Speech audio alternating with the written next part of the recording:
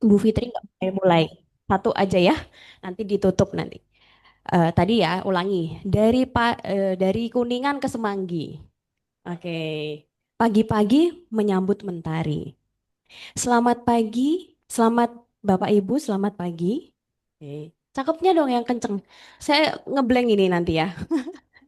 Mari kita sambut pagi dengan materi. Oke.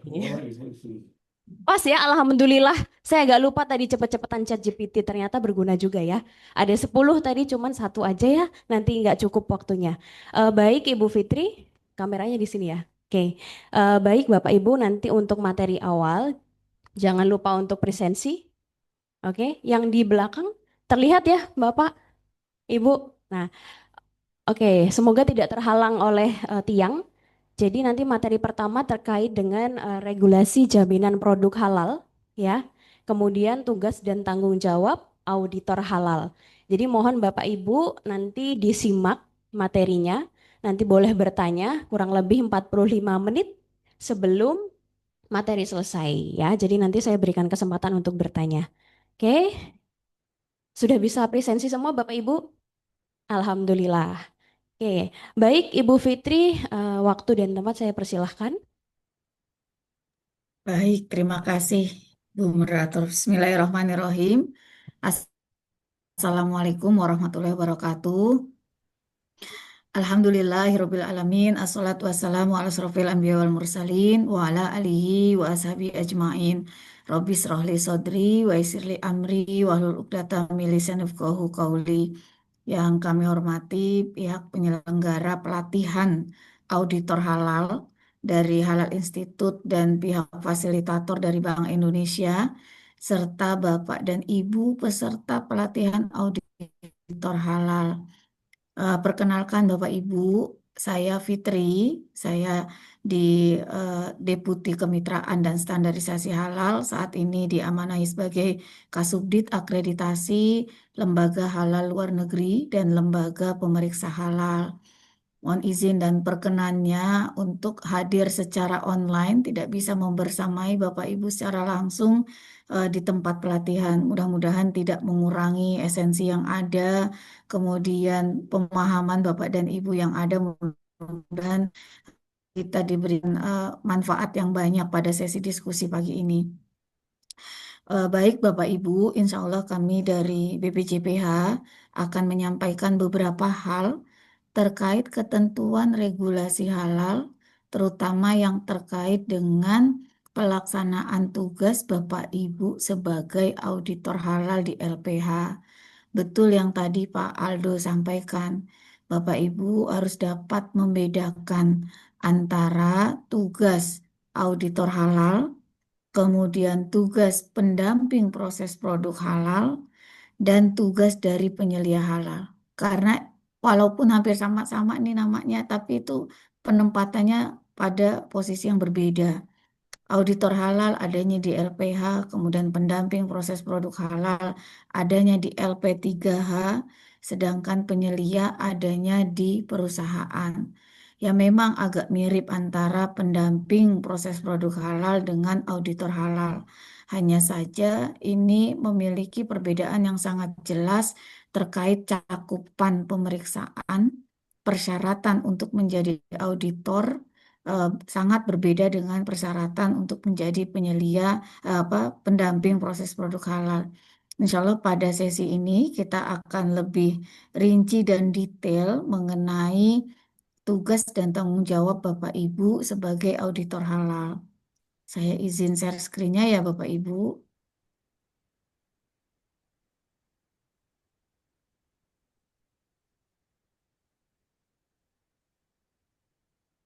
Apakah sudah terlihat bahan paparan yang saya share? Iya, Share. sudah Ibu. Baik, Alhamdulillah. Baik Bapak Ibu, eh, untuk pemaparan terkait ketentuan regulasi jaminan produk halal khususnya terkait penugasan Bapak dan Ibu sebagai auditor halal, tentu saja kita tidak lepas dari ketentuan regulasi yang sudah disahkan, baik bentuknya undang-undang, peraturan pemerintah, peraturan Menteri Agama maupun peraturan atau keputusan kepala badan. Nah, Bapak Ibu, muara dari seluruh penyelenggaraan jaminan produk halal ini adalah dengan disahkannya Undang-Undang Jaminan Produk Halal, yaitu Undang-Undang 33 tahun 2014. Meskipun Undang-Undang 33 tahun 2014 ini telah mengalami beberapa kali perubahan revisi atau perbaikan-perbaikan, namun norma pengaturannya masih tetap sama, yaitu mandatori bagi produk yang masuk, beredar, dan diperdagangkan di wilayah Indonesia bersertifikat halal. Jadi wajib untuk produk yang masuk, beredar, dan diperdagangkan di wilayah Indonesia ini wajib punya sertifikat halal. Nah, ketentuan revisinya telah beberapa kali diatur dalam undang-undang, yaitu pertama Undang-Undang 11 tahun 2020, yang kemudian diubah lagi dalam Perpu 2 tahun 2022 karena ada gugatan dengan Undang-Undang 11 tahun 2020-nya. Kemudian terakhir adalah pengesahan Undang-Undang 6 tahun 2023 yang mengesahkan Perpu 2 tahun 2022 menjadi undang-undang. Nah, karena perubahan undang-undang tersebut, maka ketentuan peraturan pemerintah sebagai peraturan teknis pelaksana undang-undang juga mengalami perubahan. Kita telah mengalami dua kali perubahan peraturan pemerintah, Bapak Ibu. Dari yang awal sesuai dengan Undang-Undang 33 sudah diterbitkan peraturan pemerintah nomor 31 tahun 2019. Jadi undang-undangnya lahir 2014 tapi PP-nya baru lahir di 2019.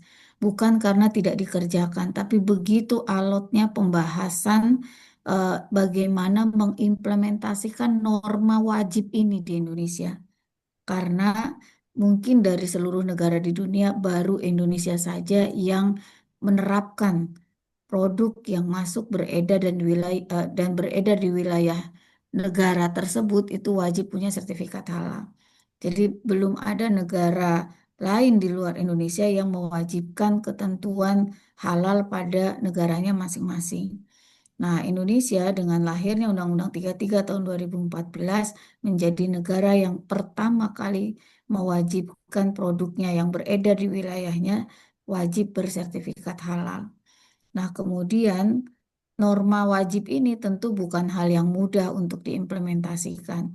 Untuk itulah maka pada pengesahan regulasi teknisnya membutuhkan waktu lebih panjang untuk bagaimana norma wajib ini dapat dilaksanakan dengan sebaik-baiknya. Nah, sehingga PP pelaksana dari Undang-Undang 33 tahun 2014 baru dapat disahkan pada Oktober 2019.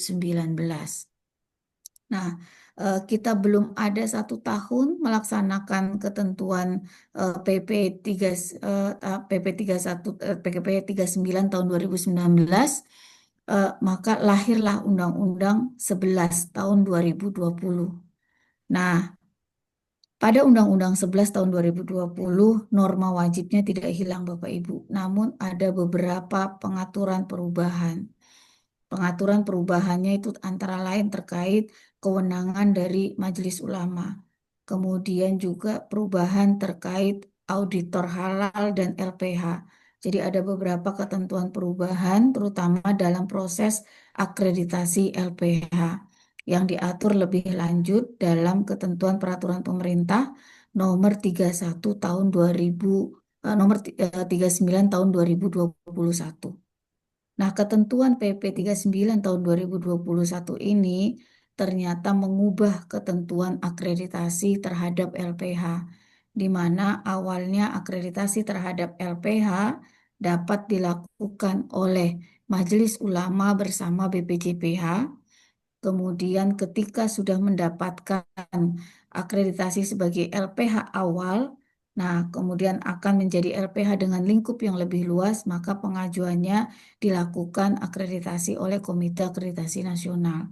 Namun pada Undang-Undang 11 tahun 2020 yang diatur lebih lanjut dalam PP 39 tahun 2021, kewenangannya berubah. di mana proses akreditasi LPH dilakukan sepenuhnya oleh tim akreditasi LPH.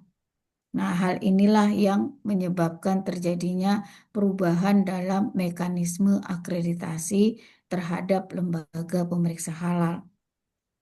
Kemudian pada karena Undang-Undang 11 2020 ini mengalami gugatan sehingga diterbitkanlah Perpu 2 tahun 2022 dan ternyata pada Perpu 2 tahun 2022 juga ada tambahan pengaturan yang berbeda dengan ketentuan Undang-Undang 11 tahun 2020 yaitu terkait masa berlaku dari sertifikat halal yang awalnya 4 tahun, kemudian di Perpu 2 tahun 2022 berubah menjadi selama tidak terjadi perubahan bahan dan proses. Nah, lahirnya Perpu 2 tahun 2022 ini kemudian dikuatkan dengan Undang-Undang 6 tahun 2023 dan ketentuan tersebut tidak berubah Bapak Ibu. Jadi masa berlaku sertifikat halal ini masih selama tidak terjadi perubahan bahan dan proses. Jadi itu diatur juga dalam Undang-Undang 6 tahun 2023. Nah, karena lahir Undang-Undang 6 tahun 2023, maka otomatis peraturan pemerintahnya juga harus menyesuaikan. Sehingga diterbitkanlah PP 42 tahun 2024. Nah, Bapak Ibu sebagai auditor halal wajib mengupdate ketentuan regulasi yang berlaku. Saat ini yang menjadi acuan ketentuan regulasi adalah Undang-Undang 33 tahun 2014 dan Undang-Undang 6 tahun 2023. Jadi yang Undang-Undang 11, kemudian Perpu 2 itu tidak lagi digunakan. Jadi Bapak Ibu mengacunya itu cukup pada Undang-Undang 33 tahun 2014 dan Undang-Undang 6 tahun 2023.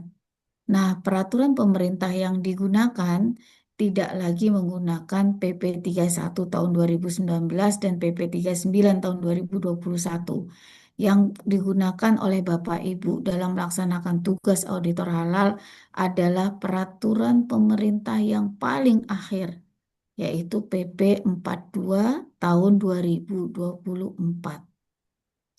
Nah, belum ada sebulan nih Bapak Ibu ketentuan PP 42 tahun 2024 disahkan, lahirlah Perpres 153 tahun 2024 di mana BPJPH yang awalnya adalah Satker Eselon 1 di bawah Kementerian Agama dengan lahirnya Perpres 153 tahun 2024 ini menjadi LPNK atau lembaga pemerintah non-kementerian yang terpisah dari Kementerian Agama. Nah, pada saat itu PP-nya baru disahkan. Pengaturan dalam ketentuan PP masih mengatur BPJPH sebagai Satker Eselon 1 di bawah Kementerian Agama. Nah, namun demikian, lahirnya Perpres 153 ini tidak serta-merta mengubah PP 42 tahun 2024. Jadi pengaturan implementasi teknis dalam penyelenggaraan JPH tetap mengacu pada PP 42 tahun 2024. Demikian juga dengan regulasi yang masih disahkan oleh Menteri Agama, baik itu peraturan Menteri Agama maupun keputusan Menteri Agama ini masih tetap bisa digunakan Bapak Ibu. Jadi masih tetap berlaku PMA dan KMA ini selama tidak ada regulasi lain yang membatalkannya atau tidak ada regulasi lain yang menggantikannya. Jadi Bapak Ibu tidak perlu khawatir dalam pelaksanaan tugas sebagai auditor halal. Loh, ini kan BPJPH bukan Kemenak, berarti PMA dan KMA-nya ini nggak bisa dipakai lagi dong. Itu tidak seperti itu Bapak Ibu. Jadi walaupun BPJPH bukanlah satker di bawah Kementerian Agama, namun regulasi berupa PMA maupun KMA ini masih tetap dapat digunakan dalam pelaksanaan tugas Bapak dan Ibu sebagai auditor halal, ya, selama PMA atau KMA itu tidak dibatalkan. Nah, pada slide ini saya tampilkan beberapa ketentuan peraturan menteri maupun keputusan Menteri Agama yang masih berlaku sampai dengan saat ini. Di antaranya adalah Peraturan Menteri Agama Nomor 26 Tahun 2019 tentang implementasi penyelenggaraan jaminan produk halal. Kemudian PMA 13 tahun 2022 ini tentang auditor halal ya Bapak Ibu, pelatihan untuk auditor halal dan penyelia halal ini kita atur dalam Peraturan Menteri Agama. Kemudian juga KMA atau Keputusan Menteri Agama nomor 748 tahun 2021, kemudian KMA 1360 tahun 2021 dan KMA 944 tahun 2024. Nah, 3 KMA ini betul yang tadi Pak Aldo sampaikan, ini perlu Bapak Ibu auditor halal kuasai dengan baik. Ya, kenapa? Karena dalam KMA 748 dan KMA 944 ini mengatur tentang jenis produk apa saja yang ketika digunakan dalam proses produk halal wajib dibuktikan dengan adanya sertifikat halal. Jadi Bapak Ibu auditor nanti pada saat hadir di tempat produksi atau melakukan on-desk review atas dokumen pelaku usaha yang mengajukan sertifikasi, Bapak Ibu kan akan cross-check sampai dengan daftar bahan. Nah, dari daftar bahan yang digunakan oleh pelaku usaha tersebut, mana saja bahan yang harus ada sertifikat halalnya, mana saja bahan yang tidak perlu dibuktikan dengan sertifikat halal. Nah, acuannya adalah Bapak Ibu pada KMA 748 dan KMA 944 untuk bahan atau produk yang wajib dibuktikan dengan sertifikat halal. Nah, sedangkan kalau bahan atau produk yang digunakan oleh pelaku usaha masuknya di KMA 1360, maka bahan atau produk ini tidak perlu dibuktikan dengan sertifikat halal. Kenapa? Karena masuk dalam ketentuan yang dikecualikan dari kewajiban sertifikasi halal. Kemudian selain peraturan menteri dan keputusan Menteri Agama, kita juga menggunakan keputusan Menteri Ketenagakerjaan nomor 266 tahun 2019. Ini tentang SKKNI Bapak Ibu. Jadi standar kompetensi kerja nasional Indonesia untuk jabatan auditor halal. Nah, auditor halal ini merupakan satu jabatan yang diakui oleh Kemenaker dalam bentuk SKKNI. Jadi ada kompetensinya, ada standar kompetensinya. Saat ini SKKNI untuk auditor halal masih dalam proses perubahan. Jadi kita akan ubah ketentuan SKKNI 266 tahun 2019 ini guna mengikuti regulasi yang paling update. Kenapa? Karena sejak 2019 sampai 2025 ini kan sudah banyak sekali perubahan-perubahan yang terjadi. Tapi acuan SKKNI-nya masih mengacu pada ketentuan regulasi yang pada saat itu disahkan di 2019. Nah, kemudian regulasi lebih teknis lagi yang juga harus dikuasai oleh Bapak dan Ibu adalah regulasi yang disahkan oleh peraturan atau keputusan Kepala BPJPH. Jadi dalam bentuk peraturan atau keputusan Kepala BPJPH. Nah, untuk peraturan atau keputusan Kepala BPJPH ini Bapak Ibu khususnya keputusan Kepala BPJPH nomor 20 tahun 2023 tentang kriteria SJPH. Jadi kriteria sistem jaminan produk halal di mana pada saat Bapak Ibu auditor melakukan audit, maka acuannya adalah harus kriteria SJPH-nya terpenuhi atau tidak. Ketika tidak terpenuhi, maka harus dilakukan perbaikan. Kalau perbaikan juga tidak terpenuhi juga ketentuannya, maka apa adanya hasil pemeriksaan Bapak Ibu disampaikan kepada Komisi Fatwa Majelis Ulama atau Komite Fatwa Produk Halal.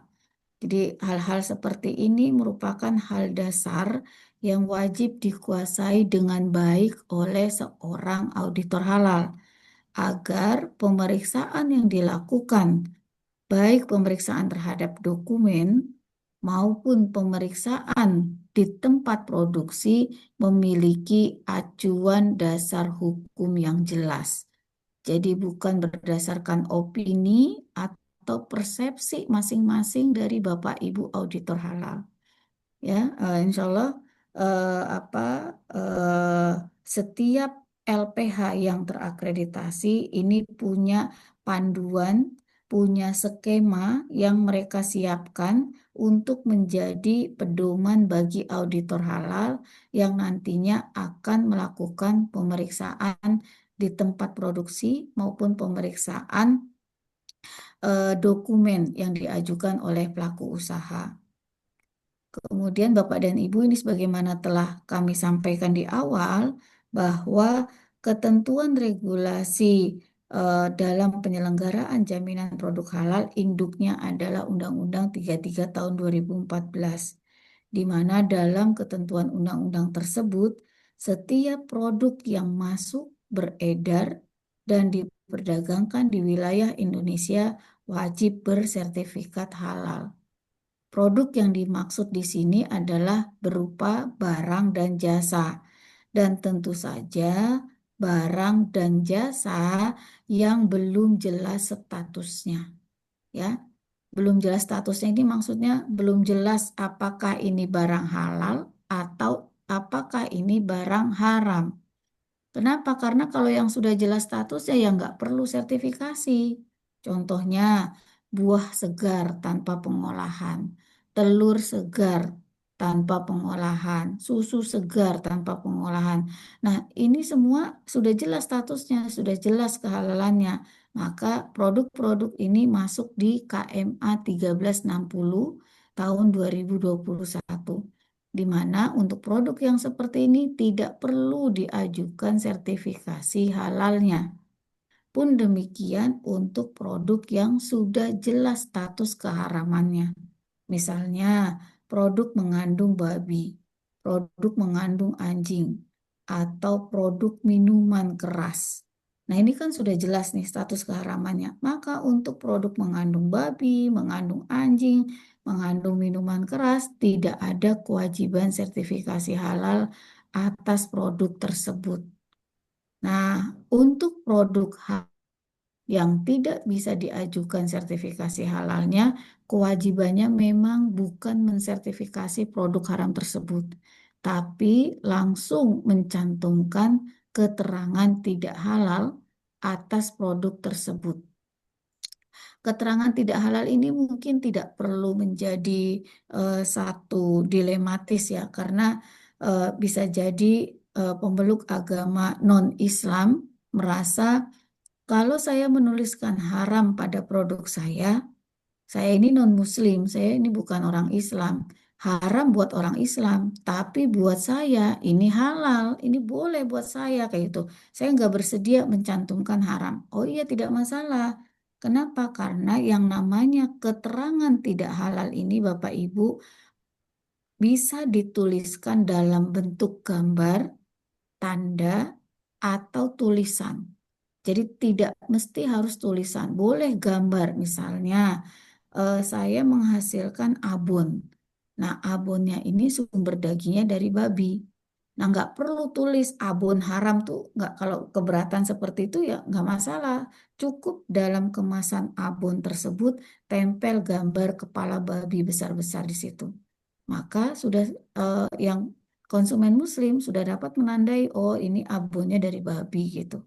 Nah, konsumen muslim terinformasi dengan baik atas sumber bahan ini tidak halal, yang produsen non-muslim yang menghasilkan abon babi pun juga tidak perlu menyampaikan bahwa abon saya haram gitu. Jadi kita mendapatkan satu solusi yang sama-sama saling menguntungkan.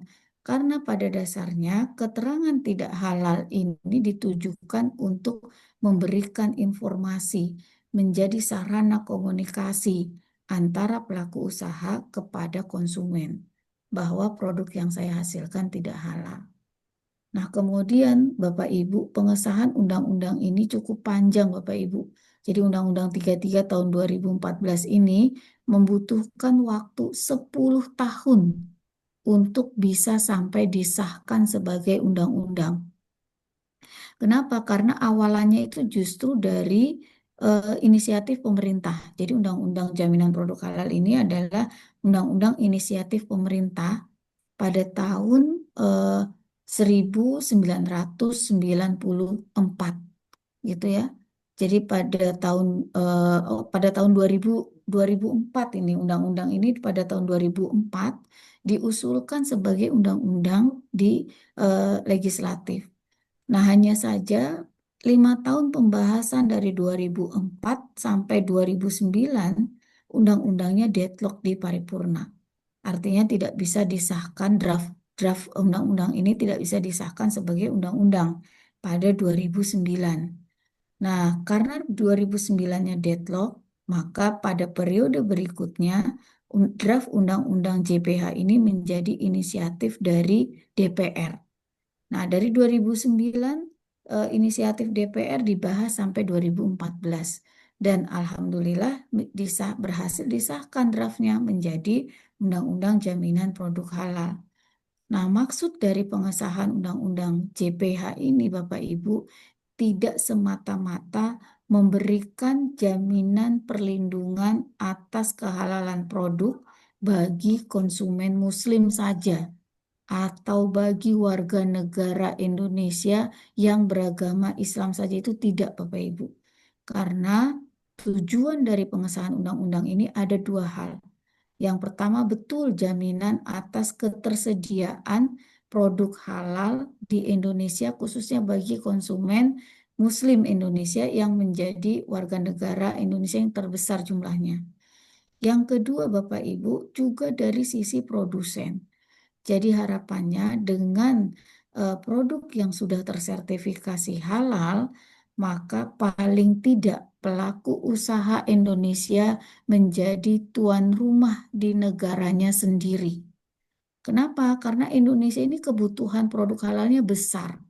Kalau eh, apa produsen dalam negerinya tidak bisa memenuhi atas kebutuhan tersebut, maka yang mengambil alih peluang ini adalah produsen dari luar negeri. Jadi luasnya wilayah Indonesia, besarnya penduduk Indonesia ini merupakan peluang besar bagi produsen produk halal.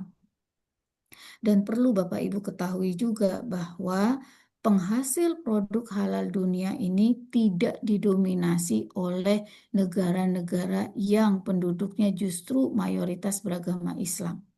Tapi justru peluang pasar produk halal ini banyak diambil oleh negara yang notabene penduduknya itu bukan penduduk yang beragama Islam.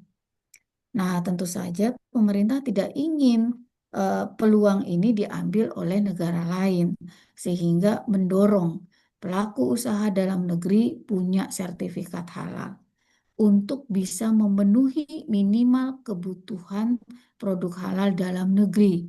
Dan syukur-syukur alhamdulillah kalau bisa memperluas pasar produk halalnya hingga ke luar negeri. Dan pemerintah mensupport dengan mekanisme saling pengakuan dan saling keberterimaan sertifikat halal. Jadi dapat dipahami Bapak Ibu bahwa kewajiban sertifikasi halal ini sama sekali tidak untuk memberatkan pelaku usaha atau menganak emaskan konsumen dengan agama tertentu itu tidak, tapi lebih pada bagaimana bisa memberikan jaminan atas kehalalan produk dan bagaimana memberikan peluang pasar yang besar. Jadi ini yang disampaikan oleh pemerintah dan DPR pada saat pembahasan Undang-Undang 33 tahun 2014.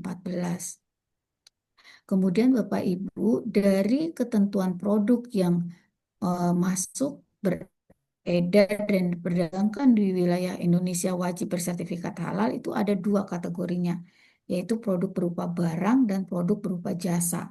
Nah, dalam ketentuan PP 42 tidak semua produk yang disebutkan dalam undang-undang ini wajib sertifikasi halal, Bapak Ibu.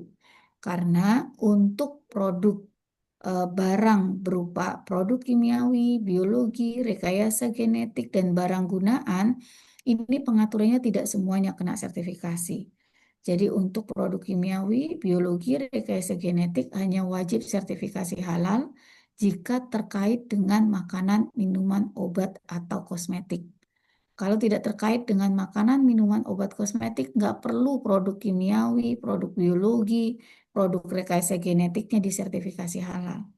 Demikian juga dengan barang gunaan. Barang gunaan seperti sandang, penutup kepala, aksesoris, PKRT, itu segala pembersih rumah tangga, kemudian alat tulis kantor, alat kesehatan, itu hanya wajib halal kalau ada unsur hewannya. Kalau tidak ada unsur hewannya, nggak perlu sertifikasi. Kena sanksi nggak? Nggak kena sanksi. Ya, demikian juga dengan jasa. Jasa yang wajib halal hanya 7 macam.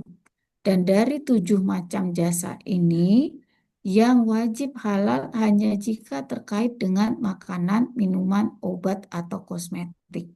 Jadi dari sekian ketentuan barang dan jasa ini, yang betul-betul wajib sertifikasi itu hanya makanan, minuman, obat, dan kosmetik tanpa kecuali. Ya, kecuali kalau misalnya statusnya memang kosmetik yang non halal, ya silahkan saja cantumkan keterangan tidak halal. Ya, jadi untuk makanan, minuman, obat, dan kosmetik ini wajib sertifikasi halal Bapak Ibu. Tentu saja tidak dalam waktu yang sama karena ada ketentuan penahapan atas produk-produk tersebut.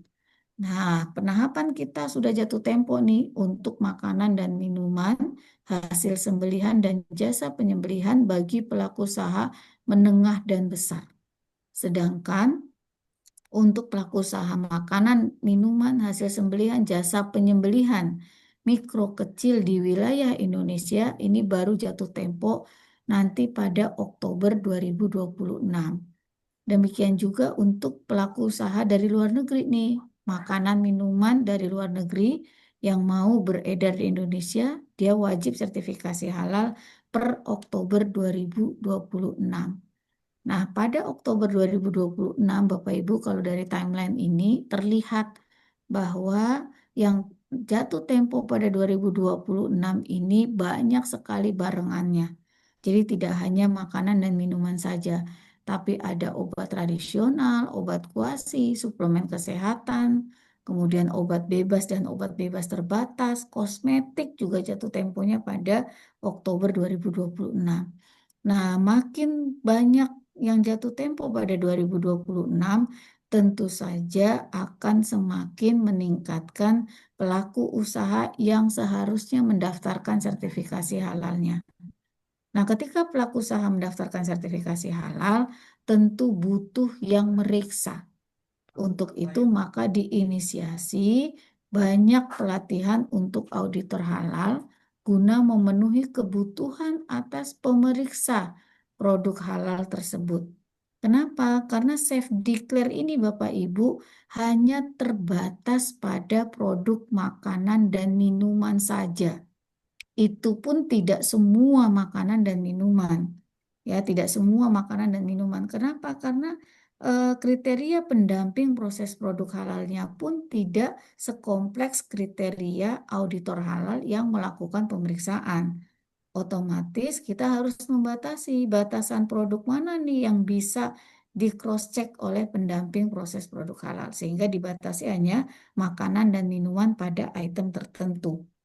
Sedangkan untuk obat tradisional, obat kuasi, suplemen kesehatan, kosmetik, produk kimiawi, kemudian produk rekayasa genetik, itu menjadi ranahnya LPH. Walaupun kriteria pelaku usahanya masih mikro dan kecil, tapi produknya kosmetik misalnya, maka dia tidak bisa safe declare. Dia harus daftar di reguler. Nah, ketika daftar reguler yang melakukan pemeriksaan adalah LPH. Untuk itu maka ini satu langkah yang penting ya dan apa terencana bahwa menjelang Oktober 2026 harus dipersiapkan sebanyak mungkin tenaga auditor halal yang akan melakukan pemeriksaan atas pengajuan sertifikasi secara reguler. Karena dari selain makanan minuman ini semua yang berwarna orange ini jatuh temponya pada 2026 gitu. Nah, untuk di wilayah Banten ini Bapak Ibu kami sudah ada sekitar 6 LPH.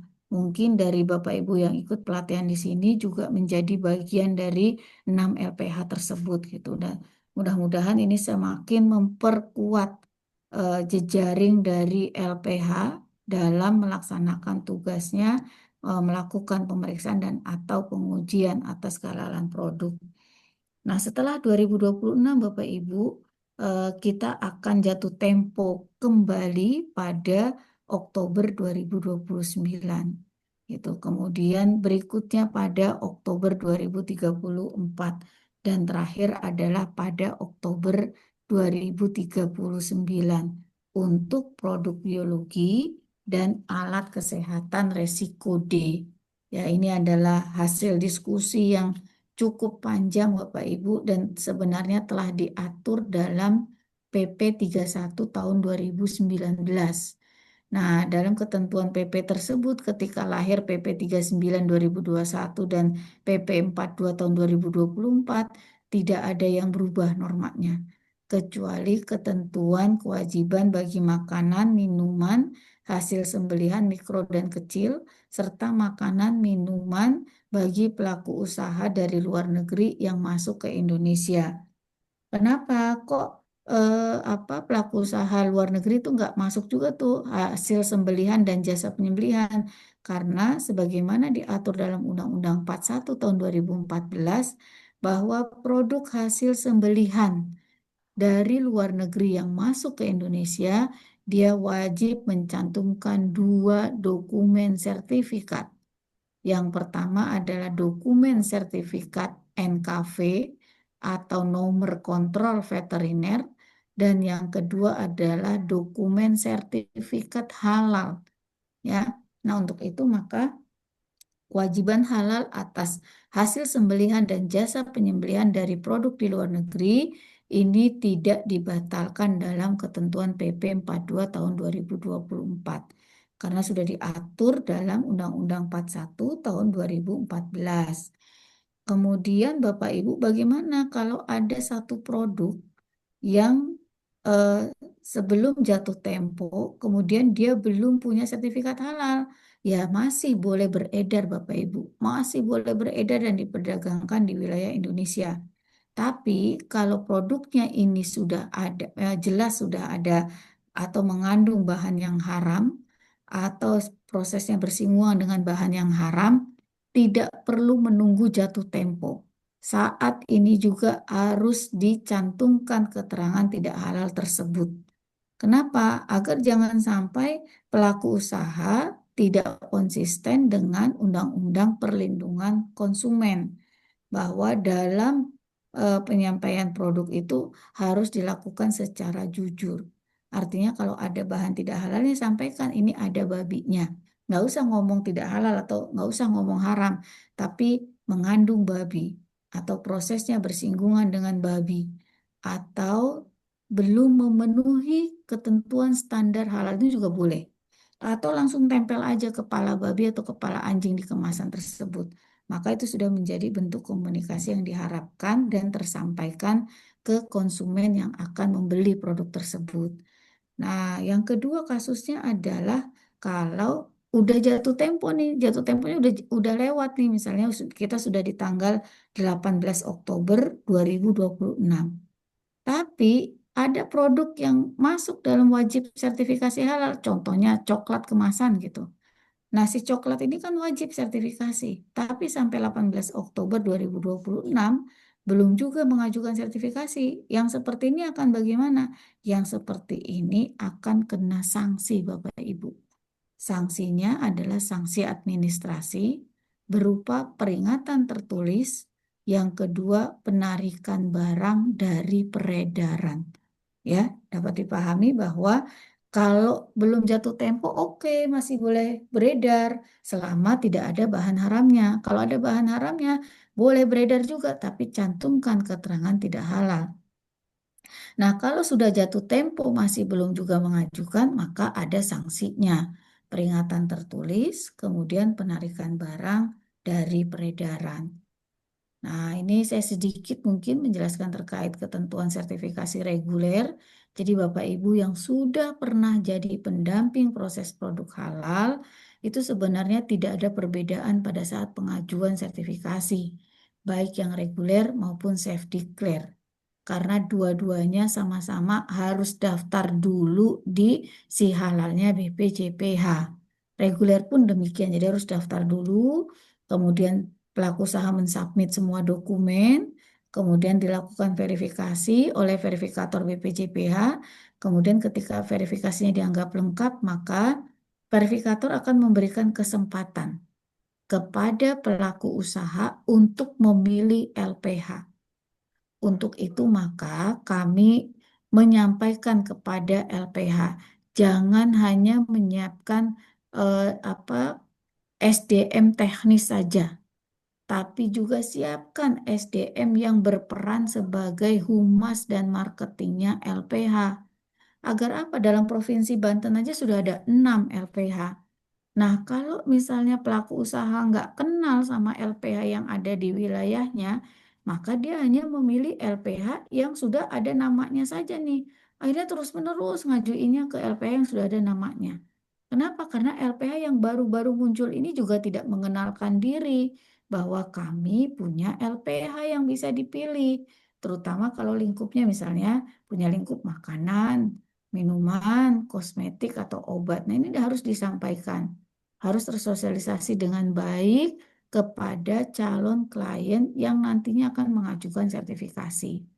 Nah, jadi setelah pelaku usaha sudah daftar, dia akan memilih nih LPH yang dia kenal. Kalau LPH Bapak Ibu rajin sonding ke pelaku usaha, rajin sonding ketemu di pameran, kemudian menginformasikan kami ada LPH, maka si pelaku usaha waktu milih di si halal, dia akan milih LPH yang dia sudah kenal. Nah, ini pentingnya humas dan marketingnya dari LPH dalam menjaring klien atau dalam menarik klien untuk bisa mengajukan pemeriksaannya di LPH tersebut. Nah, setelah memilih LPH, maka BPJPH akan menetapkan LPH tersebut sesuai dengan pilihan pelaku usaha. Jadi tidak pernah ada kasus ya Bapak Ibu, pelaku usaha milihnya LPH A yang ditetapkan sama BPJPH LPH B, itu tidak pernah ada kasus demikian.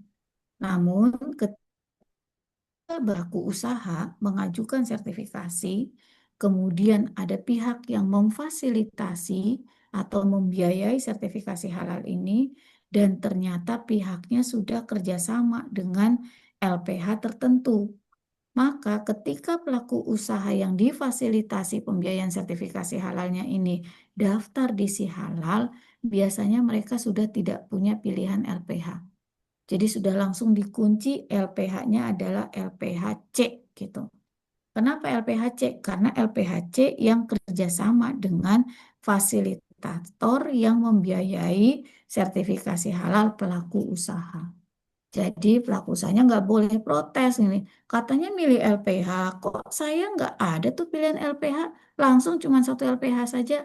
Nah, kita konfirmasi, Bapak daftar sertifikasinya mandiri atau dibiayai, Pak? Dibiayai. Nah, itu kalau Bapak dibiayai, yang membiayai Bapak sudah kerjasama dengan LPH tersebut, sehingga dibolehkan untuk langsung memilih LPH tersebut atau mengunci LPH tersebut. Dan itu bukan menjadi ranahnya BPJPH, tapi menjadi kewenangan pihak yang membiayai proses sertifikasi halal. Jadi Bapak Ibu, yang namanya sertifikasi halal gratis ya, tidak hanya di self declare, tapi bisa juga di reguler. Tergantung ada yang biayain atau tidak. Kalau ada yang biayain maka jadinya gratis. Tapi kalau tidak ada yang membiayai, meskipun dia self declare, dia harus bayar Bapak Ibu. Jadi ini yang perlu kami luruskan, jangan sampai saya daftarnya self declare kok saya suruh bayar, ya karena tidak ada pihak yang memfasilitasi. Tidak ada program sehati dari BPJPH, ya sudah berarti yang self declare ini juga harus bayar. Nah, yang perlu Bapak Ibu ketahui dalam pembiayaan sertifikasi itu tidak hanya pembiayaan untuk pemeriksaan LPH, tapi juga ada pembiayaan untuk pendaftaran dan penerbitan sertifikat di BPJPH serta pembayaran untuk sidang fatwa. Gitu. Jadi untuk mikro kecil ini besarnya Rp650.000. Namun Rp650.000 ini masih belum total dengan ad cost dari auditor halal, yaitu transport dan akomodasinya auditor halal. Untuk itu Bapak Ibu pelaku usaha nanti pada saat misalnya nih ada tetangga yang buka usaha mau daftar sertifikasi dan kebetulan wajib reguler. Nah, pilih LPH-nya yang terdekat dengan rumah tinggal saja. Supaya apa? Supaya transport dan akomodasi auditornya juga minimalis. Kalau sudah ditetapkan LPH-nya, kemudian dilakukan audit oleh LPH, kemudian LPH menganggap semua temuan yang ada di pelaku usaha selesai, maka hasil dari audit auditor halal di LPH inilah yang akan disampaikan ke Komisi Fatwa dengan ditembuskan kepada BPJPH. Ya, jadi hasil audit ini yang akan dibawa ke Komisi Fatwa. Jadi Bapak Ibu auditor hanya melakukan pemeriksaan dan atau pengujian saja, kemudian menyampaikan laporan dan rekomendasi. Keputusan diserahkan pada Komisi Fatwa atau Komite Fatwa. Nanti kalau Komisi Fatwa atau Komite Fatwanya sudah menerbitkan ketetapan halal, baru BPJPH bisa menerbitkan sertifikat halal atas produk tersebut. Jadi ini rangkaian proses sertifikasi ya Bapak Ibu sebagai auditor halal. Bapak Ibu wajib memahami ini dengan baik alurnya. Nah, ini adalah dokumen-dokumen yang minimalis harus disampaikan pelaku usaha pada saat daftar sertifikasi. Nah, adapun nanti Bapak Ibu auditor pada saat melakukan on-desk review ternyata membutuhkan dokumen tambahan lain, diperbolehkan untuk meminta kepada pelaku usaha. Nanti pelaku usahanya bisa upload juga di Sihalal sehingga tetap terdata di Sihalal dan Bapak Ibu juga bisa mengkonfirmasi lebih lanjut atas dokumen yang sudah disubmit oleh LPH tersebut. Disubmit oleh pelaku usaha. Nah, kemudian ini Bapak Ibu, ini juga bisa jadi modal Bapak Ibu sebagai auditor karena dalam website kami ini ada ketentuan regulasi yang lengkap. Kemudian ada juga terkait informasi publik ini, ada formulir formulir layanan. Ini contoh template-nya ini sudah disiapkan. Jadi Bapak Ibu bisa sambil cross check ya, yang dibikin pelaku usaha apa, template-nya seperti apa. Nah, tambahan dari pelaku usaha apa? Atau malah sama persis seperti template tanpa ada perubahan. Padahal template itu perlu disesuaikan dengan kondisi masing-masing pelaku usaha yang tentu saja tidak sama. Nah, ini adalah sertifikat halal Bapak Ibu. Jadi sudah tidak ada masa berlaku ya, karena masa berlakunya sesuai Perpu 2 2022 yang kemudian dikuatkan pada Undang-Undang 6 2023 adalah selama tidak terjadi perubahan bahan dan proses. Kemudian ini adalah label halal. Beralih kita sudah ada transisi dari label halal Majelis Ulama ke label halal Indonesia.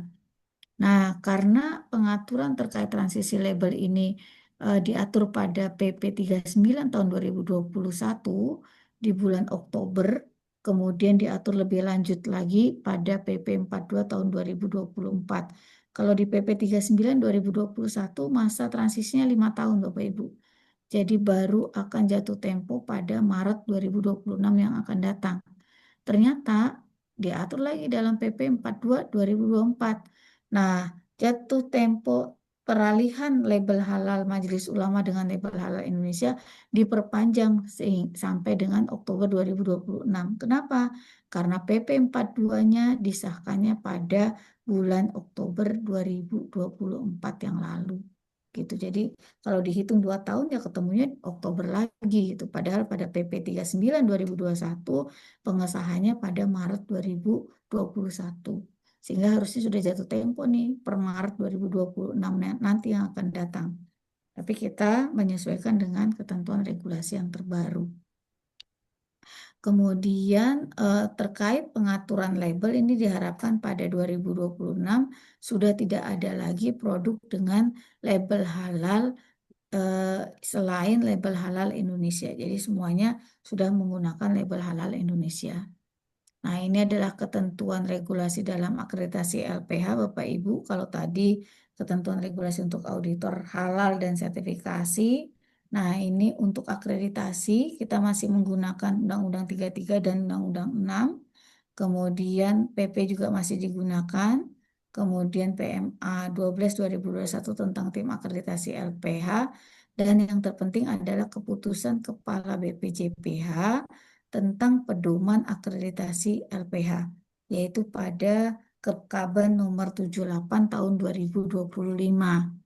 Nah, keputusan Menteri 748 dan 944 ini produk yang wajib sertifikasi. Hanya saja kalau yang Bapak Ibu cek produknya makanan minuman, maka acuannya adalah KMA 944. Tapi kalau yang Bapak Ibu cek selain makanan minuman, acuannya adalah KMA 748. Ya, dapat dipahami ya Bapak Ibu.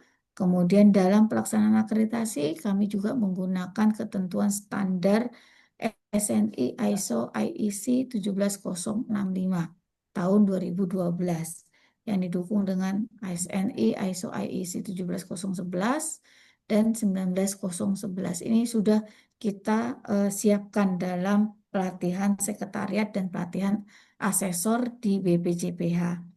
Nah, untuk Bapak Ibu sendiri sebagai auditor, selain tadi ketentuan KMA 748, 944, dan 1360, Bapak Ibu juga perlu mengetahui ketentuan SNI ini. Jadi 4 SNI ini tolong dibaca, kemudian dikonfirmasi lebih lanjut bagaimana implementasinya dalam penyelenggaraan JPH. Ya, jadi SN ini 99.001 ini tentang sistem manajemen halal, ya, manajemen produk halal. Kemudian 99.002 tentang pemotongan halal pada unggas. 99.003 tentang pemotongan halal pada ruminansia. Dan 99.004 tentang pedoman umum pangan halal.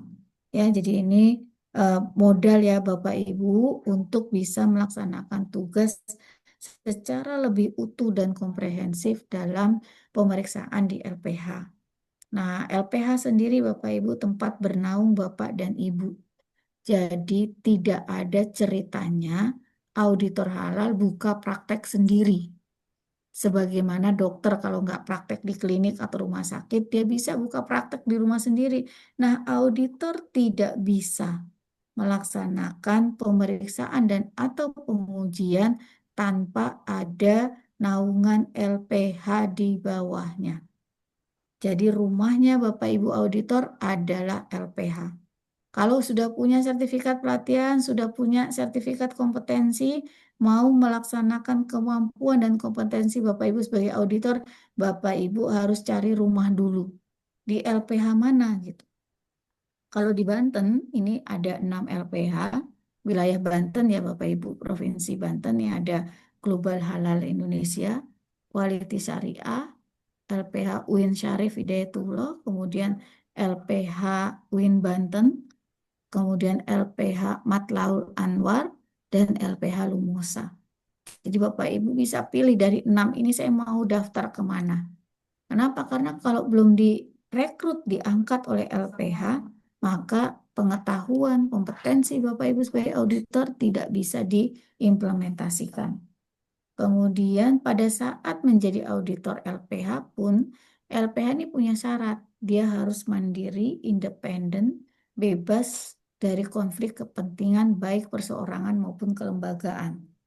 Jadi kalau Bapak Ibu nih misalnya daftar jadi auditor halal di LPHA. Ternyata selain jadi auditor, Bapak Ibu juga kerja. Kerjanya di mana? Di BPJPH. Nah, ini agak riskan nih kalau seperti ini, sehingga kami tidak menyetujui auditor halal yang merupakan tenaga kerja pada bidang yang terkait dalam proses sertifikasi, ya, baik BPJPH, Majelis Ulama maupun Komite Fatwa. Tidak boleh mereka itu merangkap tugas menjadi bagian dari LPH sekaligus menjadi bagian dalam proses sertifikasi halal. Ya, kemudian kami jelaskan juga bahwa LPH ini boleh dibentuk oleh pemerintah, baik pusat maupun daerah, serta dibentuk oleh masyarakat. Kemudian dibedakan menjadi golongan dan kualifikasi. Nah, golongan kalau jumlah auditornya 3 orang masuk golongan satu. Kalau auditornya 4 sampai 12 golongan 2. Kalau lebih dari 12 golongan 3. Nah, sedangkan kualifikasi terdiri dari LPH Pratama dan LPH Utama. Nah, untuk pemerintahan baik pusat maupun daerah ini bisa didirikan oleh kementerian atau lembaga. Nah, sedangkan untuk yang masyarakat, misalnya perguruan tinggi swasta, contohnya di Banten tuh LPH Matlaul Anwar. Nah, ini perguruan tinggi nih, tapi swasta. Tetap ada kewajiban diajukan oleh lembaga keagamaan Islam berbeda. Nah, PT punya badan hukum, maka dia bisa proses untuk dilanjutkan akreditasinya. Ya. Mohon izin Ibu Fitri, Mm-mm. Ya, waktunya 5 menit lagi untuk materi, nanti setengah jam kita tanya jawab. oke. Saya Ya, lanjut terima sedikit kasih. lagi nih ya, Mbak. Oke, Ya, monggo ini Bu. terkait LPH, Bapak Ibu, ada persyaratan-persyaratan sebagai LPH. Di antaranya adalah harus punya auditor halal. Jadi Bapak Ibu adalah sumber daya penting di LPH. Nah, untuk auditor halal sendiri, Bapak Ibu ada klasifikasinya. Kalau Bapak Ibu di LPH Pratama, minimal syaratnya adalah memiliki sertifikat pelatihan. Tapi kalau Bapak Ibu adanya di LPH Utama, maka sertifikat pelatihan tersebut wajib di-upgrade dengan sertifikat kompetensi sesuai dengan SKKNI Auditor Halal. Ya, jadi Bapak Ibu nanti kalau daftar ke LPH lihat status LPH-nya ini apakah Pratama atau Utama. Karena kalau Utama, Bapak Ibu wajib punya sertifikat kompetensi. Kemudian dari LPH ini ada lingkup kegiatan nanti disesuaikan dengan LPH yang nantinya Bapak Ibu akan bernaung di dalamnya. Jadi ini tinggal mengikuti saja dengan LPH-nya. Nah, untuk lingkup kompetensi Bapak Ibu ketika menjadi auditor halal, maka eh, apa harus melihat LPH ini punya lingkup kompetensi apa. Misalnya makanan, minuman, obat, kosmetik. Nah, dari lingkup kompetensi tersebut sebenarnya ditentukan dengan tenaga auditor halal yang ada di LPH. Jadi kalau mau buka lingkup kompetensi jasa penyembelihan, maka si LPH tersebut harus menyiapkan tenaga auditor halal pada bidang pada bidang peternakan dan kedokteran hewan. Kalau tidak ada, maka tidak bisa diberikan lingkup jasa penyembelihan tersebut. Nah, untuk auditor yang misalnya saya mau nih di jasa penyembelihan, tapi saya bukan dari peternakan atau dari kedokteran hewan, maka Bapak Ibu bisa mengajukan pada lingkup tersebut selama didukung dengan eh, portofolio pengalaman di bidang jasa penyembelihan. Misalnya saya sudah pernah nih jadi auditor halal di jasa penyembelihan di LPH yang sebelumnya dan itu selama lebih dari 5 tahun. Nah, ini bisa menjadi pertimbangan asesor untuk bisa memberikan lingkup tersebut bukan berdasarkan latar belakang pendidikan, tapi berdasarkan pengalaman yang dimiliki oleh auditor halal. Jadi lingkup kompetensi dari LPH ini tergantung dari SDM auditor halalnya, kemudian laboratorium uji yang dimiliki atau dikerjasamakan LPH, serta skema dari masing-masing lingkup tersebut, Bapak dan Ibu. Nah, ini pengujian DNA dan pengujian alkohol yang wajib disiapkan oleh LPH. Jadi Bapak Ibu tinggal memastikan pengujiannya ada atau enggak. Kemudian di mana kalau ada gitu, itu harus dipastikan oleh auditor halalnya. Nah, untuk auditor halal sendiri jelas adalah personel yang melakukan pemeriksaan atas pengajuan sertifikasi. Nah, personel ini dipersyaratkan Bapak Ibu. Jadi pastikan latar belakang pendidikan Bapak Ibu sesuai dengan ketentuan persyaratan sebagai auditor halal sebagaimana ditetapkan dalam PP 42 tahun 2024. Jadi ada minimal sarjana strata 1 di bidang pangan, kimia, biokimia, teknik industri, biologi, farmasi, kedokteran, tata boga atau pertanian. Nah, ini yang harus Bapak Ibu pastikan kembali. Karena jangan sampai sudah ikut pelatihan, tapi ternyata nggak sesuai nih pendidikannya. Nanti akan ditolak pada saat asesmen akreditasi. Kemudian beragama Islam jelas, WNI jelas, kemudian punya wawasan luas yang dibuktikan dengan pelatihan atau uji kompetensi. Nah, kemudian mendahulukan kepentingan umat di atas kepentingan pribadi atau golongan ini dengan surat pernyataan bermaterai. Jadi setiap persyaratan ini harus dibuktikan. Kalau latar belakang pendidikan jelas harus ada ijazahnya. Kemudian Bapak Ibu auditor hanya bisa menjadi auditor halal di satu LPH saja. Bu, saya udah pernah jadi auditor di LPH tertentu, tapi saya mau berhenti, Bu, saya mau ke LPH yang lain. Nah, Bapak Ibu harus mengundurkan diri dan ada bukti surat pemberhentian dari LPH yang lama.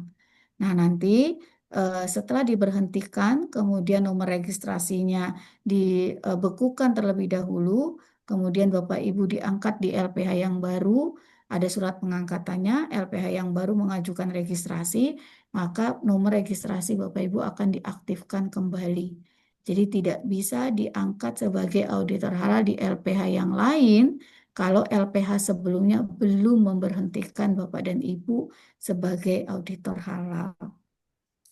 Nah, ini adalah pekerjaan Bapak Ibu. Jadi cross check dari awal dokumen pengajuan sampai dengan pemeriksaan baik online maupun offline. Kemudian hasil pemeriksaannya dilaporkan itu menjadi tugas Bapak dan Ibu. Yang perlu kami sampaikan pada kesempatan ini adalah bahwa auditor halal tidak diperkenankan hanya melakukan pemeriksaan online saja pada saat kondisi normal. Jadi kalau kondisi normal seperti saat ini, Bapak Ibu sudah nih audit online-nya dengan pelaku usaha. Tapi audit online ini tidak membatalkan kewajiban audit on-site-nya. Bu, saya mau audit onsite saja, oke silahkan. Bu, saya mau audit online, oke, tapi onsite-nya juga harus dilakukan. Namun pada kondisi kedaruratan, barulah Bapak Ibu boleh hanya melakukan audit secara online saja dengan kondisi kedaruratan, baik karena wabah penyakit, bencana alam, peperangan, atau hal lain yang ditetapkan oleh pemerintah setempat sebagai kondisi kedaruratan.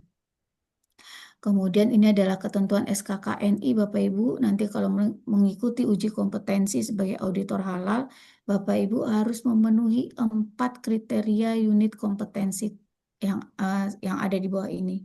Jadi harus bisa menyiapkan persiapan pemeriksaan bahan dan proses, kemudian yang kedua melakukan pra pemeriksaan, kemudian yang ketiga melaksanakan pemeriksaan, dan yang keempat adalah melaporkan hasil pemeriksaan. Jadi rangkaian proses pemeriksaan terhadap pelaku usaha yang mengajukan sertifikasi menjadi unit kompetensi yang harus dikuasai oleh Bapak Ibu auditor halal. Nah, kemudian ini auditor halal bisa berhenti atau diberhentikan ya Bapak Ibu. Jadi bisa mengajukan pengunduran diri atau diberhentikan karena tidak memenuhi persyaratan yang ada. Misalnya tadinya WNI berubah nih kewarganegaraan menjadi WNA. Nah, maka tidak memenuhi syarat sebagai auditor halal di LPH. Tapi kalau jadi auditor halalnya di LHLN dengan status WNA itu diperbolehkan. Kemudian juga hal-hal lain terkait kode etik dan pelanggaran selama Bapak Ibu menjadi auditor. Ketahuilah Bapak Ibu, salah satu sanksi yang diatur dalam ketentuan undang-undang adalah sanksi bagi pihak penyelenggara atau orang yang terkait dalam proses sertifikasi dan dia tidak menjaga kerahasiaan atas proses yang dilakukan. Maka sanksinya adalah pidana penjara sampai dengan 5 tahun atau denda sampai dengan 2 miliar rupiah. Jadi Bapak Ibu harus betul-betul menjaga kerahasiaan dan integritas Bapak Ibu sebagai auditor halal karena Bapak Ibu membuka apa rahasia usaha yang dimiliki oleh pelaku usaha. Jadi ini harus betul-betul diperhatikan dengan baik. Nah, ini kalau sudah jadi auditor Bapak Ibu, kemudian LPH-nya juga sudah terakreditasi, maka LPH-nya punya kewajiban untuk melakukan registrasi dari Bapak dan Ibu sebagai auditor halal di LPH-nya. Jangan Bapak Ibu mau ditugaskan sebagai auditor kalau belum punya nomor registrasi, karena itu adalah pelanggaran Bapak Ibu. Nah, auditor halal yang boleh melakukan pemeriksaan hanya auditor halal yang sudah punya nomor registrasi seperti ini. Jadi nanti kalau Bapak Ibu ditugaskan sebagai auditor, pastikan Bapak Ibu punya nomor registrasinya terlebih dahulu. Dan yang mengajukan registrasi adalah LPH-nya. Mungkin demikian yang dapat kami sampaikan. Terima kasih Bapak Ibu atas atensi yang diberikan. Saya berharap setelah ini kita ada diskusi yang lebih hangat sehingga bisa mengkonfirmasi hal-hal yang sekiranya masih belum difahami dengan baik oleh Bapak dan Ibu. Terima kasih sekali lagi kami ucapkan. Mohon maaf atas segala kekurangan. Saya akhiri. Bila taufik wal hidayah. Wassalamualaikum warahmatullahi wabarakatuh.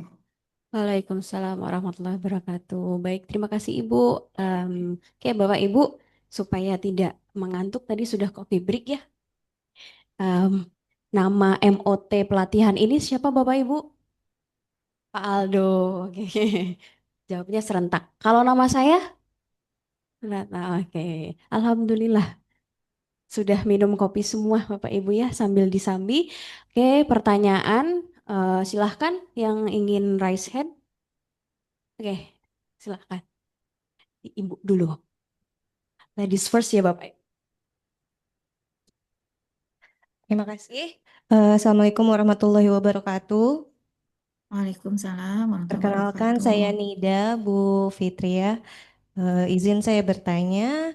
Yang pertama mungkin pertanyaan saya adalah ketika kita melihat regulasi Undang-Undang Nomor 6 Tahun 2023 kan di sini menyebutkan bahwa SH itu berlaku selama tidak ada perubahan komposisi bahan ya Bu ya. Tapi ketika Betul. misalkan pelaku usaha itu di dalam proses memiliki sertifikat itu dia ada penggunaan bahan baru. Apakah itu Hmm, diperbolehkan atau tidak gitu ya. Kemudian kan kalau kita melihat dari SJPH-nya Bu, di situ ada salah satu lampiran yaitu izin penggunaan bahan baru. Nah, apakah itu diperbolehkan dan seperti apa nanti proses pengajuannya? Terima kasih. baik, terima kasih. Eh, Langsung kami Boleh. respon ya. Monggo Ibu langsung Ya, direspon. jadi untuk sertifikat halal memang masa berlakunya adalah selama tidak terjadi perubahan bahan dan proses. Nah, bagaimana kalau terjadi perubahan bahan dan proses? Nah, sebenarnya kami di BPJPH ini sedang menyiapkan ya ketentuan terkait perubahan bahan dan proses ini. Jadi akan diatur nih perubahan bahan dan proses yang bagaimana yang cukup dilaporkan saja di si halal, kemudian tidak perlu pelaku usahanya mengajukan sertifikasi halal baru. Dan perubahan bahan dan proses yang bagaimana yang menyebabkan sertifikat halal yang sebelumnya menjadi tidak berlaku dan harus diganti dengan pengajuan sertifikat halal yang baru. Ini kami sebenarnya masih dalam proses. Kemudian kalau misalnya perubahan bahannya ini sebatas saya mau nambah bahan baru atas produk yang saya hasilkan dan sudah punya sertifikat halal. Contohnya misalnya saya punya produk keripik ya. Nah, Oke, jaringannya seperti terkendala.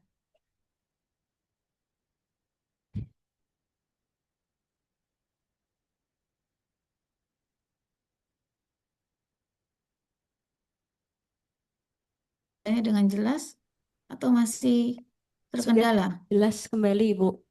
Baik, saya lanjutkan ya, Bapak Ibu. Jadi, kalau misalnya ternyata ada penambahan bahan baru atas produk yang sudah punya sertifikat halal, maka pelaku usaha wajib melaporkan bahan baru tersebut. Nah, kami saat ini di Si Halal ini sudah ada eh, apa bagian pengembangan. Jadi nanti pengajuannya di pengembangan produk, nanti ditambahkan bahan apa yang menjadi bagian bahan baru dari produk tersebut. Nanti akan dilakukan pemeriksaan kembali oleh auditor halal di LPH. Nah, namun setelah dilakukan pemeriksaan, kemudian dibawa ke sidang fatwa, ini difatwakan oke, ini bisa diterbitkan sertifikat halalnya, jadi terbit ketetapan halal, diterbitkan sertifikat halalnya, maka nanti yang terjadi bukan ada sertifikat halal baru, tapi sertifikat halal dengan nomor yang sama, hanya saja daftar rincian produknya ini sudah diupdate. Jadi ada tambahan saya keripik rasa stroberi, padahal sebelumnya belum ada keripik rasa stroberi. Jadi itu yang akan dilakukan Bapak Ibu. Tetap pengajuannya adalah seperti pengajuan baru karena memang sebenarnya tidak ada penambahan atau perubahan bahan sebagaimana berlaku pada mekanisme sebelumnya dengan ketentuan sertifikat halalnya ini berdasarkan perubahan bahan dan proses gitu. Jadi pengajuannya tetap di Si Halal, nanti disampaikan bahan baru yang ditambahkan, kemudian nanti diproses pemeriksaan oleh auditor di LPH, dilaporkan terbit ketetapan halal, nanti diterbitkan sertifikat halal baru dengan nomor yang sama, tapi ada tambahan daftar produknya yang baru sesuai dengan pengembangan yang dilakukan oleh pelaku usaha. Jadi seperti itu ya Ibu untuk Baik, Bu Frida. ketentuan bahan barunya. Boleh nambah sedikit ya, Bu. Tapi kalau Silahkan. ketika ini belum dilakukan dan belum bisa dilakukan di Si Halal gitu ya, Bu. Sebagai Mm-mm. LPH, apa yang harus kita lakukan ketika pelaku usaha mengajukan bahan baru? Kita tampung dulu sampai dengan apa menu itu ada di Si Halal atau bagaimana, Bu? Ya, kalau ini pengajuan bahan baru, ini sebenarnya daftarnya sudah ada pendaftaran baru Ibu gitu. Jadi LPH pasti bisa melakukan karena yang diperiksa oleh LPH adalah pengajuan pendaftaran baru untuk produk yang sudah ada sertifikat halalnya. Jadi bukan yang produk sudah bersertifikat halal, kemudian dia diperiksa oleh LPH dengan kondisi nambah bahan baru itu enggak gitu. Kecuali kalau misalnya produknya ini sudah didaftarkan sertifikasi halalnya. Nah, kemudian pada saat pemeriksaan oleh auditor ternyata ada bahan baru yang belum ditambahkan pada saat pengajuan pendaftaran. Maka ini menjadi catatan dari auditor halal bahwa si produk ini menggunakan bahan tambahan. Nah, nanti dari hasil pemeriksaan, keseluruhan dari hasil pemeriksaan, apakah dengan bahan tambahan ini dipertahankan statusnya memang sudah jelas status kehalalannya. Mas, untuk saya ada pengajuan sertifikasi gitu. Jadi dilaporkan ke Komisi Fatwa, dapat sertifikat dapat ketetapan halalnya, bisa diterbitkan sertifikat halalnya. Nah, ini nggak masalah Ibu kalau misalnya dia ada bahan baru yang tidak disampaikan pada saat pendaftaran. Nah, tapi berbeda kalau misalnya kasusnya si pelaku usaha ini sudah punya nih sertifikat halal gitu. Terus dalam proses produksi ternyata dia nambah bahan baru. Nah, maka sertifikat halal yang dia punya, dia harus mengajukan baru kepada BPJPH bahwa saya ada penambahan baru. Nah, ketika daftar di BPJPH otomatis nanti memilih LPH lagi. Nah, auditor yang memeriksa pasti sudah mendapatkan rincian bahan baru yang digunakan dalam produk yang sudah punya sertifikat halal tersebut gitu. Jadi ini ada dua kasus yang berbeda ya Bu. Kasus yang pertama adalah memang pada saat pendaftaran ternyata daftar bahannya berbeda dengan daftar bahan yang diperiksa oleh auditor. Nah, maka auditor nanti mengupdate bahan-bahan yang tidak ada pada form pendaftaran dari pelaku usaha. Gitu. Kemudian kalau dari daftar bahan ini ternyata oke masuk, maka dilaporkan bahwa tidak ada masalah meskipun ada tambahan bahan baru yang tidak didaftarkan pada saat pengajuan sertifikasi. Nah, kalau sampai di sidang fatwa tetap diterbitkan ketetapan halalnya, maka sertifikat halal akan terbit dengan kondisi berbeda bahan yang disubmit dengan bahan yang diperiksa oleh auditor. Ini kami sedang sounding juga nih dengan Pusdatin agar bagaimana selama auditor melakukan pemeriksaan kemudian ada tambahan bahan yang dilakukan oleh pelaku usaha berbeda dengan bahan yang pada saat mereka submit, maka auditor bisa melengkapi di si halal bahwa ada tambahan yang kami konfirmasi bahannya gitu, yang ternyata belum disubmit oleh pelaku usaha pada saat pendaftaran. Nah, ini kasus yang pertama. Kasus yang kedua adalah ada pelaku usaha sudah punya sertifikat halal. Nah, tapi berjalan 2 bulan, 3 bulan, ternyata ada pengembangan atas produk yang sudah bersertifikat halal ini. Maka si pelaku usaha wajib untuk mengajukan pendaftaran kembali ke BPJPH. Nah, dengan menyampaikan bahwa ini adalah produk pengembangan.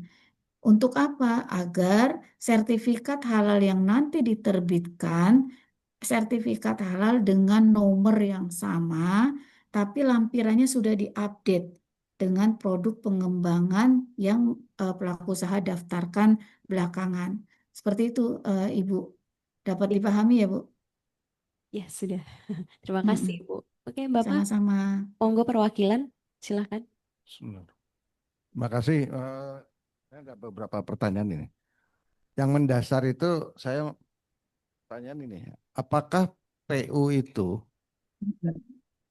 ya paling tidak di wilayah hukum Indonesia lah ya. Mm-mm. Terus statusnya itu pengajuan sertifikasi halal itu mandatori atau sukarela? Karena kalau basisnya sukarela, saya nggak punya sertifikat halal juga tetap banyak pelanggan gitu, banyak konsumen dan konsumen percaya-percaya saja meskipun banyak yang konsumennya Muslim gitu kan. Gitu. Tapi kalau mandatori atau wajib itu ceritanya lain gitu. Meskipun wajib pun mungkin ya mungkin berdasarkan pamannya target waktu yang akan dicapai karena tidak mungkin dalam 1 tahun 2 tahun bisa terselesaikan semua karena jumlah pelaku usaha kan dari mikro kecil sampai pengusaha besar kan jumlahnya sangat banyak di Indonesia gitu. Nah itu. Jadi perkara ini menurut saya jauh lebih fundamental.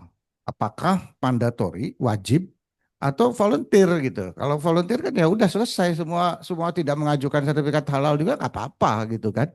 Gitu.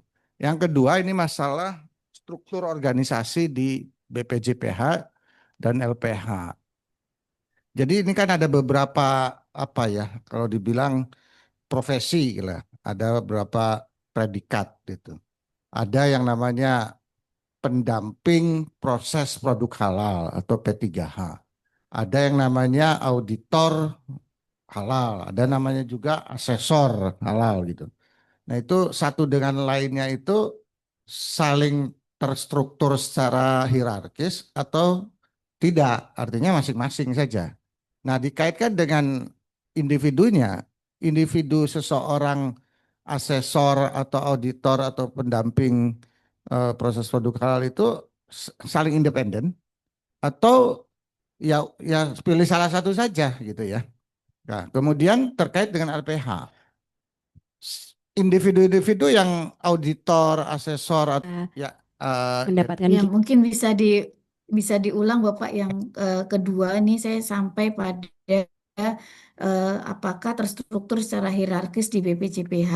Ya, Nah, selanjutnya nih saya nggak dengar lagi nih Pak. ya. Jadi umpamanya gini, ada kasus seorang individu dia ikut ke LPHX sebagai P3H. Tapi pada saat yang lain dia si individu tadi sebagai auditor pada LPHB, apa LPHY gitu. Nah, itu dibolehkan nggak gitu secara aturan main gitu di BPJPH? Mungkin itu saja dulu Bu. Nama saya Zainal Mutakin dari Baik. Bandung. Iya Pak Zainal, terima kasih. Monggo Ibu. Ya, baik. Terima kasih Pak Zainal. Bapak, sebagaimana tadi sudah saya sampaikan di awal, bahwa Indonesia adalah negara satu-satunya di dunia, Pak, yang mewajibkan produk yang masuk, beredar, dan diperdagangkan di wilayah Indonesia wajib punya sertifikat halal. Jadi norma yang berlaku di Indonesia terkait produk halal adalah wajib, Pak, bukan sukarela. Ya, setelah pengesahan Undang-Undang 33 2014 ini, produk baik barang maupun masuk, beredar, dan diperdagangkan di wilayah Indonesia wajib punya sertifikat halal. Nah, artinya ketentuan ini tidak hanya mengikat pelaku usaha dalam negeri saja, Pak, tapi juga pelaku usaha luar negeri yang produknya mau diekspor ke Indonesia. Nah, sebelum masuk ke wilayah Indonesia, si produk luar negeri tersebut wajib punya sertifikat halal terlebih dahulu. Baik itu sertifikat halal yang hasil daftar langsung ke BPJPH atau sertifikat halal yang diterbitkan oleh lembaga halal luar negeri yang sudah terakreditasi dan menandatangani kerjasama MRA dengan BPJPH gitu. Jadi normanya adalah wajib ya Pak, mandatori bukan voluntary. Karena normanya wajib, maka ketika tidak mengajukan sertifikasi, sedangkan produk ini masuk dalam ranah yang wajib sertifikasi, maka produk tersebut akan kena sanksi. Sanksinya apa? Sanksinya adalah sanksi administrasi, baik peringatan tertulis maupun penarikan barang dari peredaran. Jadi tadi di awal slide saya menampilkan nih Pak, jenis-jenis produk mana saja yang jatuh tempo pada 2024. Kemudian yang jatuh tempo pada 2026, jatuh tempo lagi pada 2029, dan seterusnya sampai 2039 ini sudah jelas. Nah, kalau si produk sampai dengan jatuh tempo tersebut belum juga mengajukan sertifikasi, maka ada sanksinya karena normanya adalah wajib. Ya, kecuali si produk tersebut masuk dalam ketentuan KMA 1360 atau apa produk ini memang masuk dalam ranah wajib, maka dia harus dibuktikan dengan sertifikat halal. Tapi kalau masuknya dalam KMA 1360, maka produk ini boleh untuk tidak mengajukan sertifikasi halal. Contohnya apa yang masuk dalam 1360? Contohnya telur segar, buah segar, sayur segar. Nah, ini kan memang tidak perlu untuk diajukan sertifikasi halalnya. Kemudian terkait struktur organisasi BPJPH, Pak, setelah lahir Perpres 153 2024, maka di dalam struktur BPJPH ini ada yang namanya kedeputian dan sekretariat utama. Jadi kita punya 3 deputi, Pak, dan 1 sekretaris utama.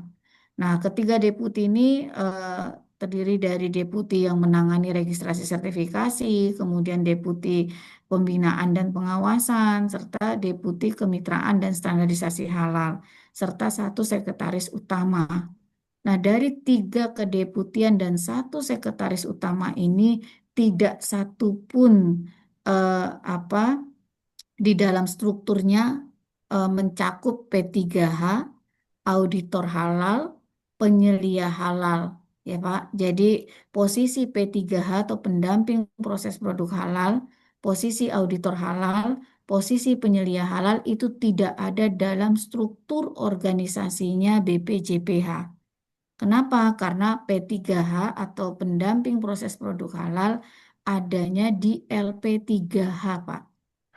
Nah, kemudian auditor halal adanya di LPH. Sebenarnya posisi P3H dan auditor halal hampir mirip. Hanya saja tugas fungsinya untuk melakukan pemeriksaan serta kewenangannya yang berbeda. Jadi kalau P3H hanya terbatas pada mikro kecil makanan minuman saja, sedangkan auditor halal ini tidak terbatas pada mikro kecil, tapi juga menengah dan besar, khususnya untuk auditor halal yang ada di LPH utama.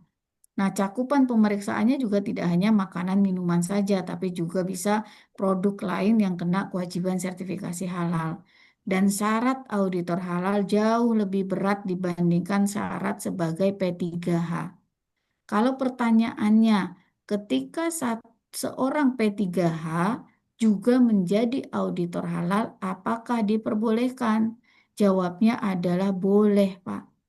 Karena P3H kan tidak memberikan konsultasi, layanan, bimbingan, tapi melakukan pemeriksaan atas klaster pelaku usaha mikro kecil pada lingkup makanan minuman yang bisa safe declare.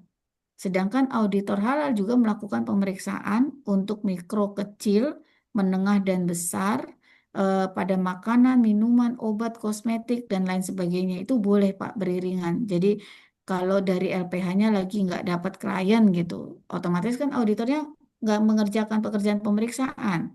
Maka auditornya misalnya merangkap sebagai P3H yang kliennya bukan kliennya LPH, tapi kliennya LP3 ini diperbolehkan. Yang tidak boleh adalah auditor halal membuka jasa layanan konsultasi bagi pelaku usaha yang akan mengajukan sertifikasi halal. Itu yang tidak boleh, ya. Tapi kalau auditor halal yang jadi P3H itu masih diperbolehkan. Nah, penyelia halal pun tidak di BPJPH, Pak, karena adanya penyelia halal itu di pelaku usaha yang mengajukan sertifikasi, dia wajib menyiapkan penyelia halal. Mungkin yang masuk dalam ketentuan struktur BPJPH ini walaupun bukan dalam struktur ya, tapi dalam organ pelaksana yaitu adalah asesor BPJPH. Karena dalam mekanisme akreditasi terhadap LPH maupun LHLN, kami merekrut yang namanya asesor akreditasi. Nah, asesor akreditasi tidak hanya orang BPJPH, tapi juga personel di luar BPJPH, baik dari kementerian, lembaga, ormas, maupun perguruan tinggi yang memenuhi syarat untuk bisa menjadi asesor dari LPH maupun LHLN gitu. Jadi ini yang apa nanti berjalannya waktu Pak Insya Allah dapat dipahami masing-masing profesi yang terkait dalam penyelenggaraan JPH. Sebenarnya ada tambahan satu lagi Pak, yaitu juleha, juru sembelih halal. Ini juga profesi yang terkait dalam penyelenggaraan jaminan produk halal di Indonesia. Mungkin sementara demikian yang dapat kami sampaikan.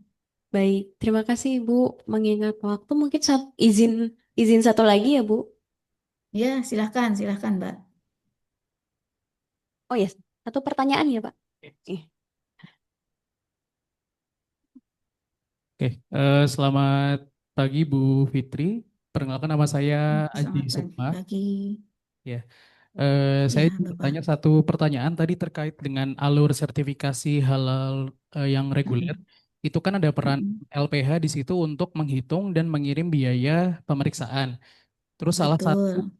yang dijelaskan oleh Pak Aldo tadi bahwa salah satu biaya pemeriksaan itu adalah biaya akomodasi dari auditor halal ke Auditor tempat halal. pelaku usahanya ya Bu. Nah itu, Betul. misalkan ada case seperti ini, LPH, misalkan LPH di Banten itu domisili LPH-nya di daerah Pandeglang, tapi domisili si auditornya mungkin di daerah Tangerang misalkan, kan masih sama-sama Banten, tapi jarak Betul. dari Jauh. auditor ke tempat usaha dibandingkan jarak dari LPH ke tempat usaha itu lebih dekat jarak auditornya misalkan. Nah itu biaya yang nanti dimasukkan ke akomodasi itu biaya based on domisili LPH-nya atau domisili si auditornya seperti itu Bu. Mungkin hanya itu. Terima kasih. Ya, baik. Terima kasih. Monggo Ibu. Baik, terima kasih Bapak. Ini pertanyaan yang baik sekali ya Pak ya. Perlu kami sampaikan di sini Bapak dan Ibu bahwa transport dan akomodasi auditor halal itu hitungannya tidak yang harus mutlak hanya transport dan akomodasi untuk auditor halal saja.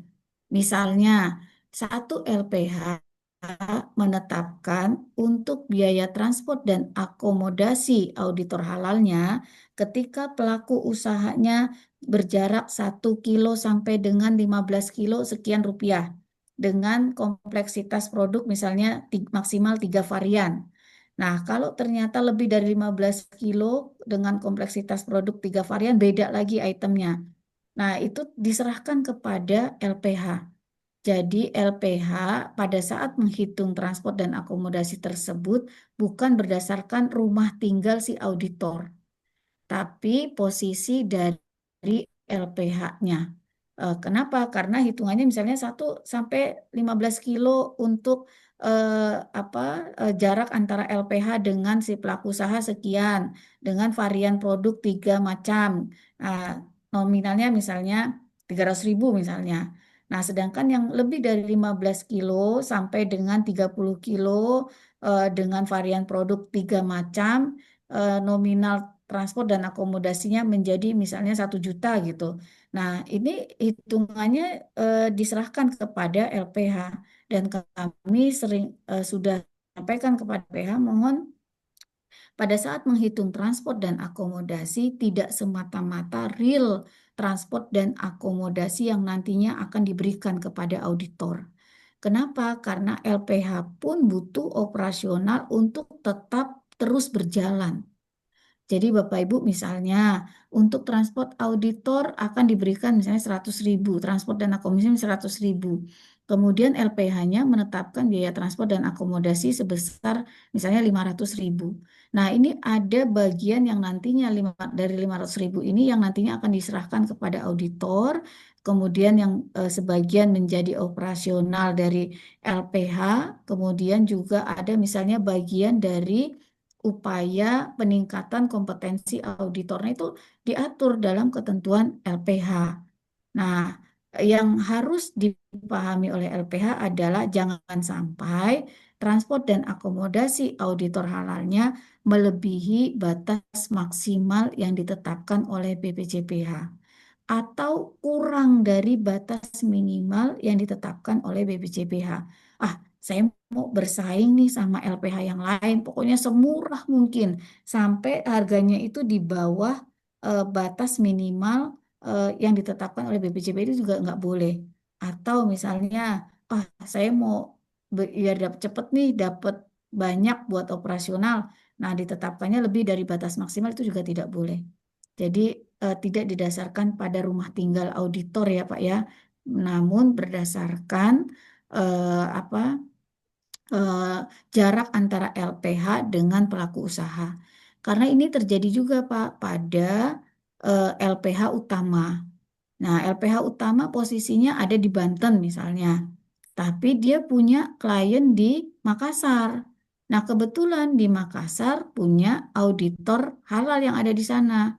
Nah, maka untuk transport dan akomodasinya mungkin akan jauh lebih ringan gitu, tapi tetap tidak sebatas dia itu hanya dibebankan untuk transport dan akomodasi auditor halal yang di Makassar saja gitu. Tapi hitungannya itu hitungan tetap transport dan akomodasi auditor halal hanya saja tidak ada tiket pesawat gitu atau transport bandara ke lokasi produksi gitu. Nah, itu yang mungkin akan hilang. Tapi tidak menghilangkan item misalnya untuk operasional dari LPH, peningkatan kompetensi dari auditor halal gitu. Seperti itu mungkin ya Pak yang dapat kami sampaikan. Ya, sudah. Ya, cukup. Alhamdulillahirrahmanirrahim. Terima kasih Bapak Ibu yang sudah bertanya. Alhamdulillah tadi ada tiga penanya dengan beberapa pertanyaan ya. Nanti Bapak Ibu bisa mendapatkan poin lagi nanti untuk bertanya di sesi yang lain. Masih ada sesi yang lain. Oke, karena berakhirnya sesi ini, saya ucapkan terima kasih kepada Ibu Fitria. Alhamdulillah sudah menyampaikan Sama-sama. materi terkait regulasi jaminan produk halal dan tugas tanggung jawab auditor halal. Barakallah fi ilmi Ibu, sampai ketemu kembali di kesempatan Insya yang Allah. lain, pelatihan-pelatihan auditor halal yang lain. Terima kasih, selamat melanjutkan aktivitas kembali. Baik, terima kasih. Terima kasih Bapak dan Ibu atas atensi yang diberikan. Semoga pelatihannya lancar dan sukses, serta Bapak Amin. Ibu bisa menjadi auditor halal yang amanah dalam melaksanakan tugas sebagai auditor halal. Terima kasih sekali lagi. Mohon maaf atas segala kekurangan. Saya izin undur diri. Wassalamualaikum warahmatullahi wabarakatuh. Waalaikumsalam warahmatullahi wabarakatuh. Sehat selalu Ibu. Amin. Terima kasih, Mbak. Terima kasih kembali Ibu. Ya, Alhamdulillah Bapak Ibu, sekarang saatnya untuk isoma. Bapak-bapak, monggo untuk sholat Jumat ya. Ya, oke. Sudah lewat presensi, saya harap nanti untuk materi berikutnya absen kembali ya. Jadi presensi itu setiap materi. Oke, terima kasih Bapak Ibu atas atensinya. Saya undur diri. Wassalamualaikum warahmatullahi wabarakatuh.